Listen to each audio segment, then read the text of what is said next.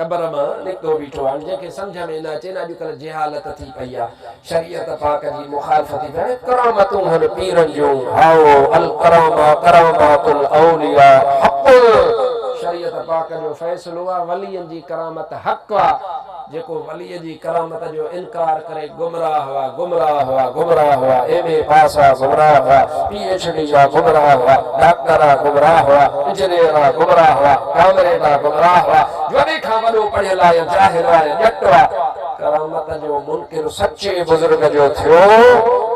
गुमराह हुआ करामत मुझे महबूब मदीने वाले जी शरीयत में कुरान में साबित आहे त हदीस में साबित या अॼुकल्ह ॼटकी थी पई आहे वाह भुली पई आहे हल भेण करामतूं था ॾेखारनि आओ बाबा कूड़ो त करामत ॾेखारींदो ई कोन्हे असां कूड़नि जी ॻाल्हि कई कोन्हे असां त सचनि जी था ॻाल्हि कयूं लिहाज़ा मतां ग़लती कई अथई कूड़नि जे करे सचनि जो इनकारी न थिए ॼाण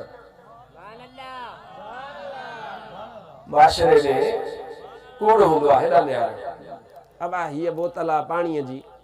अलाए कहिड़ी कंपनी आहे वारा नेस्ले कंपनी आहे हिकिड़ी सुभाणे मार्केट में हिन जो नको न मिलंदो मिसाल उन जो नालो सही आहे नेस्ले उन जो नेबले नालो रखंदा बाबा नेबले लिखण में कजड़ी ये धोखो थिए हाणे मार्केट मां हीअ जेकॾहिं पोइते रहिजी वञे जाॻो पिया या सुता पिया हो हाणे न जेकॾहिं मार्केट मां हीअ नेस्ले गुम थी वञे ऐं उन जी जॻह ते नकुली मौजूदु हुजे त सियाणो जॾहिं बि उन नकुलीअ खे ॾिसंदो त चवंदो यार इन जो मतिलबु आहे त हिन जो असुलु किथे न किथे हुयो ऐं आहे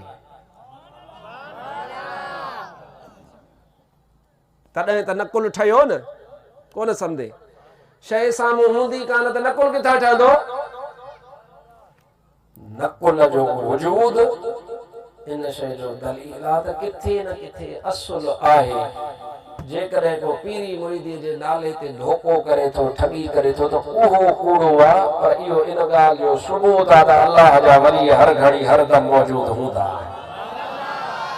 हा मतां इहा ग़लती कई अथई मतां हे जेको अॼुकल्ह शोर शराबो हले पियो न उन शोर शराबे में मतां तुंहिंजो ज़हन कमज़ोर थिए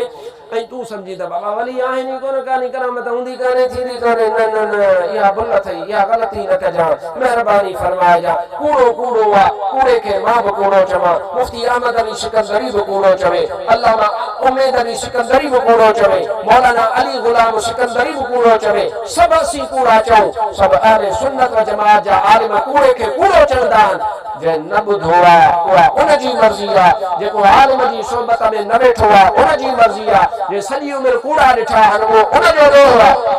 अल्हम्दुलिल्लाह असां सचनि जी सोबत में वेठा बि आहियूं ॾिठा बि आहिनि परखिया बि आहिनि पढ़िया बि आहियूं अल्हम्दुलिल्लाह असांखे सचनि जे दरनि तां फैज़ मिलियो बि आहे इंशाअल्लाह उहो फैज़ क़यामत ताईं जारी वसारी रहंदो